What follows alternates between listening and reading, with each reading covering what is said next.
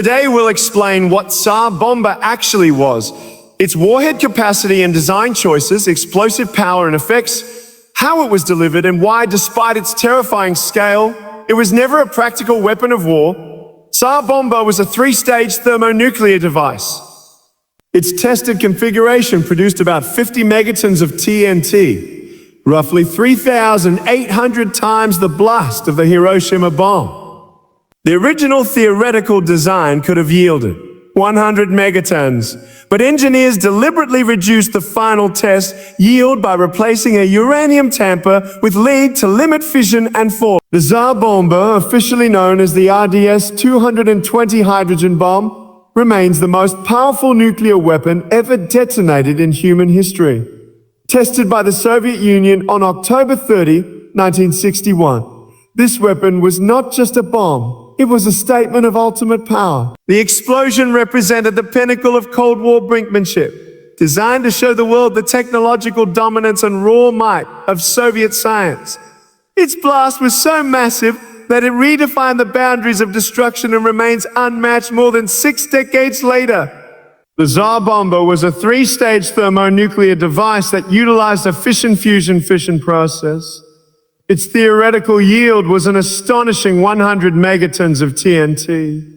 But the Soviet scientists intentionally reduced it to around 50 megatons to limit radioactive fallout. Even at half power, it was the most powerful explosion ever created by mankind. The device used a fission primary to ignite a fusion secondary and tertiary stage, utilizing layers of deuterium tritium fuel and a tamper to amplify the reaction. The engineers replaced uranium-238 with lead in the final stage, preventing the last fission reaction that would have doubled its power. This decision, although made for environmental and political reasons, still resulted in a blast so powerful that its effects were felt hundreds of kilometers away. Physically, Tsar Bomba was a monstrous creation.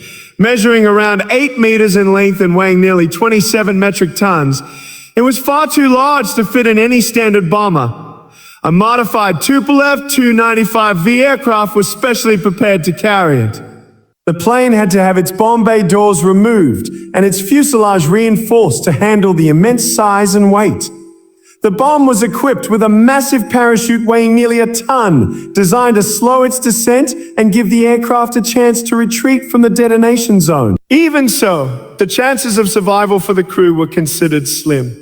At the moment of release, the bomber was already at an altitude of about 10.5 kilometers, flying at its maximum speed away from the drop zone. When the Tsar Bomba detonated over the remote archipelago of Novaya Zemlya, the resulting explosion was beyond comprehension. The bomb was detonated at approximately 4 kilometers above ground to maximize the blast radius and minimize ground fallout. The fireball alone was estimated to have reached almost 8 kilometers in diameter, so large that it touched the stratosphere. The heat at the center was so intense that it could have caused third-degree burns to people standing 100 kilometers away if any had been present.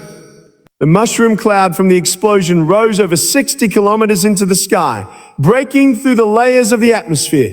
The shockwave circled the globe multiple times and shattered windows in Finland and Norway, hundreds of miles from the test site. Seismic instruments worldwide registered the blast as an artificial earthquake of magnitude 5.0 to 5.25.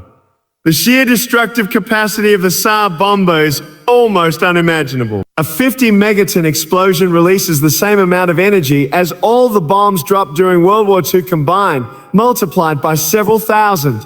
If used over a modern city, it would erase everything within a radius of 35 kilometers instantly.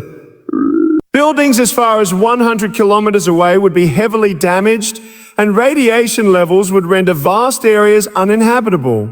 The light from the detonation was visible more than 1,000 kilometers away, and the blast wave was recorded after circling the planet 3 times. The explosion's pressure wave blew windows out of houses hundreds of kilometers away, and even caused radio blackouts as far as Siberia. In terms of delivery range and speed, the Tsar Bomba relied on the long-range capabilities of the Tupolev Tu-95 strategic bomber. The Tu-95 could fly approximately 15,000 kilometers when fully fueled, but with the massive bomb aboard, that range was significantly reduced. The aircraft's maximum speed of around 900 kilometers per hour was barely enough to outrun the shockwave. As the bomb dropped, the parachute deployed to slow its fall, allowing the bomber to escape to a safe distance. Even then, the crew reported seeing the blinding flash and feeling the enormous concussion as the wave caught up to them minutes later. Despite its unmatched explosive power, the Tsar Bomba had almost no practical military purpose. It was far too large and heavy to be deployed in combat. And its delivery system, an aircraft, made it extremely vulnerable to modern air defenses. In any real-world war scenario, such a weapon would be easily detected and intercepted before reaching its target. The Soviets built it not as a usable weapon, but as a demonstration of technological superiority. It was a psychological weapon meant to intimidate NATO and send a clear message to the world. The Soviet Union possessed the ability to annihilate entire cities in a single strike. The bomb's defensive evasion capabilities were practically non-existent. Unlike modern nuclear warheads that can be launched on intercontinental ballistic missiles at hypersonic speeds, the Tsar Bomba required a slow-moving manned aircraft. Its large radar signature and slow descent made it easy to track. In a real conflict, enemy air defense systems would have intercepted the bomber long before it reached its target. This fact alone ensured that the Tsar Bomba would remain a one-time experiment, never intended for actual deployment. The test also revealed the limits of human experimentation with nuclear weapons. Scientists and political leaders recognized that weapons of this magnitude had no rational battlefield role. They were instruments of destruction so absolute that their use would lead to mutual annihilation. The shock and awe generated by the test influenced global arms control discussions, eventually contributing to the 1963 Partial Test Ban Treaty, which prohibited nuclear tests in the atmosphere, underwater, and outer space. The Tsar Bomba's explosion was unique not only for its yield, but also for its relatively clean detonation.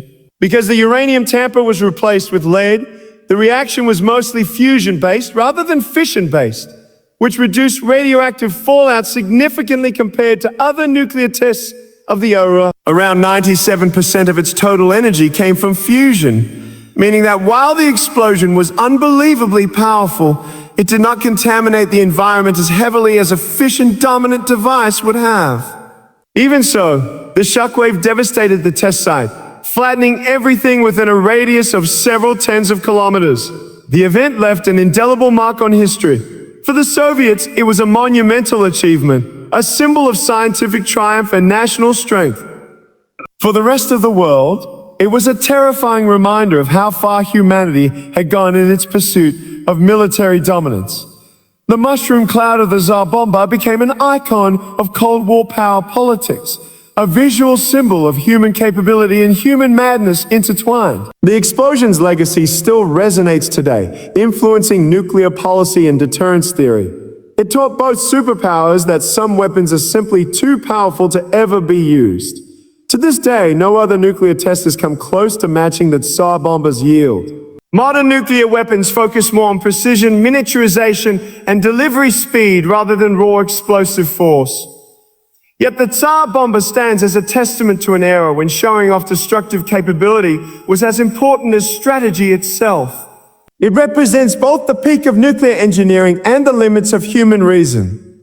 The device was a warning written in fire across the sky, a reminder that the power to destroy the world lies within human hands, and that such power must be handled with restraint, responsibility, and fear.